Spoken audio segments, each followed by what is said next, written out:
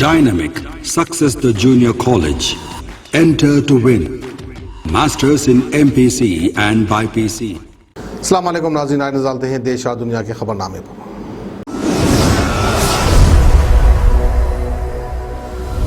सच news के खबरनामे में आप सबका इस्तकबाल है। आज की सबसे बड़ी खबर आ रही है साइक्लोन को लेके। ओडिशा में भारी नुकसान हुआ है जिसमें बाढ़ की वजह से हालात काफी ज्यादा सीरियस है। वहीं झारखंड में भी मौसम काफी हद तक बदल गया है। साइक्लोन के तूफान के बाद ओडिशा में और पश्चिम बंगाल में इलाकों पर टकराने के बाद काफी जमकर नुकसान हुआ है। इसके अलावा सुबह करीब 9 बजे तट पर टकराने से ही ओडिशा और पश्चिम बंगाल में तूफान काफी तेजी से बढ़ गया। इस दौरान 130 से 140 किलोमीटर प्रति घंटे की रफ्तार से हवाएं भी चलने लगी। वहीं राजधानी रांची में भी मौसम में बदलाव काफी तेजी से दर्ज किया गया है और बंगाल और ओडिशा के इलाकों में फिलहाल हाई अलर्ट कर दिया गया है। रास्तों में पेड़ भी काफी हद तक गिरे हैं जिसकी वजह से लोगों को जाने आने में काफी मुश्किलों का सामना करना पड़ रहा है।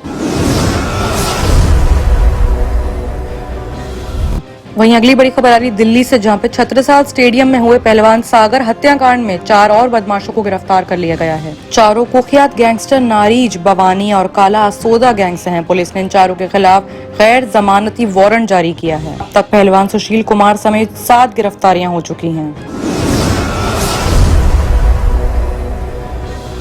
वहीं अगली बड़ी खबर आ रही किसान आंदोलन को लेके। किसान आंदोलन के 6 महीने पूरे होने पर किसानों ने काला दिवस मनाया जिस पर उन्होंने काले झंडे भी लहराए। दिल्ली पुलिस ने लोगों को कोविड-19 वायरस से हालात और लागू लॉकडाउन के मद्देनजर इकट्ठा नहीं होने की अपील की और ये भी कहा कि प्रोटेस्ट स्थल पर किसी भी तरह से निपटने की वजह से कड़ी नजर रखी जा भी रही है। ऐसे में केंद्र के 3 नए कृषि कानूनों के खिलाफ दिल्ली के बॉर्डर पर प्रोटेस्ट कर रहे किसानों ने अपने आंदोलन के 6 महीने पूरे होने पर वेडनेसडे को काला दिवस मनाया। इस दौरान सिक्योरिटी काफी ज्यादा बढ़ रही क्योंकि हाई अलर्ट भी था और उन्होंने काले झंडे फहराकर सरकार विरोधी नारे भी लगाए। न ही सिर्फ नारे लगाए बल्कि उन्होंने पुतले भी जलाए और अपना प्रदर्शन को जारी रखा। काला दिवस प्रोटेस्ट के तहत किसानों ने 3 सीमाओं यानी कि 3 बॉर्डर जिसमें सिंघू, गाजीपुर और टिकरी पर आता है वहाँ पर काले झंडे लहराकर नेताओं के पुतले भी जलाए। वहीं किसान नेता अवतार सिंह मेहमा ने कहा है कि न केवल प्रोटेस्ट स्थल पर बल्कि हरियाणा, पंजाब और यूपी के गाँव में भी काले झंडे लहराए जाएंगे। उन्होंने ये भी कहा कि ग्रामीणों ने अपने घरों और ट्रांसपोर्ट्स के काले झंडे भी लगाए हैं। मेहमा ने ये भी कहा कि सरकार के नेताओं के पुतले जलाए गए। आज का दिन ये बात दोहराने का है कि हमें प्रोटेस्ट करते हुए 6 महीने हो गए लेकिन सरकार जिसके कार्यालय इसके आज 7 वर्ष पूरे हो गए यानी कि 7 साल पूरे हो गए वो हमारी बात नहीं सुन रही है। वहीं अगली बड़ी खबर आ रही है वैक्सीनेशन को लेकर, जहां पे झारखंड में भेजी गई 37% वैक्सीन बर्बाद हो चुकी है। वहीं छत्तीसगढ़ में भी 30% से ज्यादा वैक्सीन बर्बाद हो गई हैं। ऐसे में वैक्सीन की बर्बादी करने वाले स्टेट्स में सबसे ऊपर झारखंड और छत्तीसगढ़ आ रहा है। केंद्रीय स्वास्थ्य मंत्रालय की तरफ से जारी किए गए आंकड़ों के अनुसार झारखंड को सप्लाई हुई वैक्सीन का 36% बर्बाद हुआ है। वहीं छत्तीसगढ़ को सप्लाई करने वाली वैक्सीन 30% से ज्यादा ऊपर की बर्बादी की जिम्मेदार है। छत्तीसगढ़ में अब तक लगभग 70 लाख लोगों को वैक्सीन दी गई है और झारखंड में सिर्फ 40 लाख से ज्यादा को ही टीके लगे हैं। अगर वहां पर बड़ी तादाद में बर्बादी ना हुई होती तो और ज्यादा लोगों को वैक्सीन का टीका लगाया जा सकता था। वहीं अगली बड़ी खबर आ रही है सीएम अरविंद केजरीवाल को लेकर, जिन्होंने वैक्सीन को लेकर केंद्र सरकार पर निशाना साधा है। केजरीवाल ने कहा कि अगर मार्च में ही वैक्सीन लग जाती तो कोविड-19 की दूसरी लहर नहीं आती। कल अगर पाकिस्तान भारत पर युद्ध करता है तो ये थोड़ी कहेंगे कि सारे राज्य अपना अपना देख लें, उत्तर प्रदेश वाले अपना टैंक खरीद लें, दिल्ली वाले अपने हथियार खरीद लें। ऐसे में दिल्ली के सीएम ने यह भी कहा कि वैक्सीन को लेकर हम आज भी सीरियस काम नहीं कर रहे हैं। सभी राज्यों को कह दिया गया है कि अपना अपना इंतजाम कर लो। वैक्सीन को लेकर कई राज्यों के मुख्यमंत्री के संपर्क में हूँ लेकिन अब तक कोई राज्य वैक्सीन का एक भी टीका नहीं ला पाया। वैक्सीन कंपनियों ने केंद्र सरकार से बात करने का हवाला दे दिया है। सारे टेंडर फेल हो गए तो देश वैक्सीन क्यों नहीं खरीद रहा है। सीएम केजरीवाल ने आगे ये भी कहा कि ऐसे में लड़ाई के समय अगर कहेंगे कि राज्य अपना अपना देख लें, कल को पाकिस्तान भारत पर लड़ाई कर दे, युद्ध कर दे, तो ये नहीं कहेंगे कि सारे राज्य अपना अपना देख लें। अगर दिल्ली सरकार हारती है तो भारत हारेगा। ये वक्त भारत को एक साथ काम करने का है, टीम इंडिया बनकर काम करने का है। प्रधानमंत्री से अपील है कि सभी मुख्यमंत्री देश के सिपाही बनकर काम कर रहे हैं लेकिन केंद्र सरकार का काम हम कैसे करें। इतना ही नहीं, दिल्ली के सीएम के इस बयान के बाद बीजेपी की ओर से फौरन जवाब आया। अमित मालवीय ने कहा कि इसके लिए आप अरविंद केजरीवाल जिम्मेदार हैं। उन्होंने ये भी कहा कि आप वैक्सीन खरीदने की आजादी चाहते थे, आपको विकल्प दिया गया, लेकिन आपने कुछ नहीं किया। दिल्ली सरकार ने 26 अप्रैल को 1.5 करोड़ टीके कहाँ मंगवाए हैं? आप कुछ नहीं करने में ही अच्छे हैं। आप बेड, ऑक्सीजन आदि का प्रबंध भी नहीं कर सके, लोग मर गए। उधर केजरीवाल ने फौरन जवाब देकर कहा कि दिल्ली में बुजुर्गों की वैक्सीन भी खत्म हो गई है। केंद्र सरकार को वैक्सीन डोज के लिए खत लिखा है। देश भर में वैक्सीन की जबरदस्त किल्लत है। कई बड़ी गलतियां हुई हैं, लेकिन अगर सही समय पर वैक्सीन लग जाती तो दूसरी लहर में कई लोगों की जानें बच सकती थीं।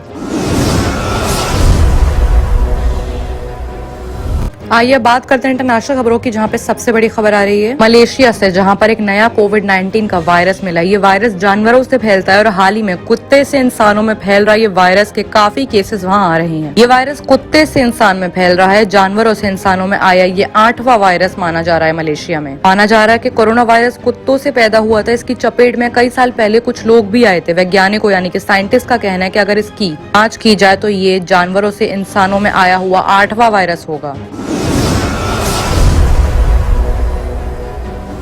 वहीं अगली बड़ी खबर आ रही है पाकिस्तान से, जहां पर सुनने में आ रहा है कि जर्नलिस्ट भी अब वहां पर सेफ नहीं है। घर में घुसकर सेना ने आलोचक जर्नलिस्ट के साथ मारपीट की है। वहीं मानव अधिकार संगठनों का इल्जाम है कि जर्नलिस्ट की आवाज दबा रही है इमरान सरकार। हमलावरों ने इस्लामाबाद में असद के घर में घुसकर उनसे मारपीट की है। असद पेशे से जर्नलिस्ट है। उनके दोस्त ने बताया कि असद को गंभीर हालत में अस्पताल में भर्ती कराया गया। वो पाक सेना के आलोचक रहे हैं, इसलिए वो हमेशा सेना के निशाने पर रहते हैं। उन्होंने इल्जाम लगाया कि पाकिस्तान सरकार साइबर क्राइम नियमों को गलत तरीके से इस्तेमाल कर रही है। उनका मकसद सिर्फ जर्नलिस्ट की आवाज को दबाना है।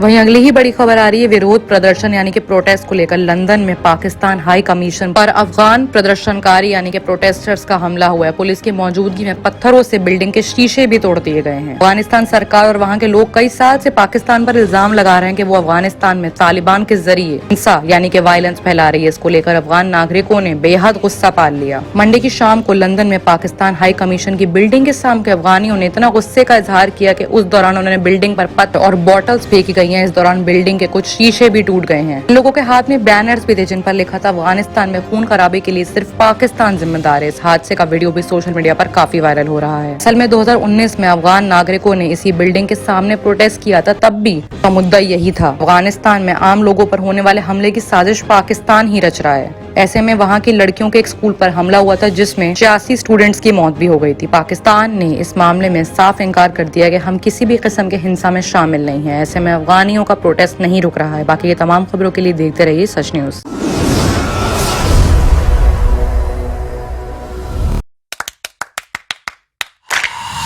Dynamic Success the Junior College. Enter to win. Masters in MPC and BPC. Integrated coaching for NEET, IIT, JEE. Separate block for girls. Better coaching, better planning, better environment with better results. Opposite Madanapet Mandi, Saeedabad, Hyderabad. Phone 04029701124. An Institute of Success Schools.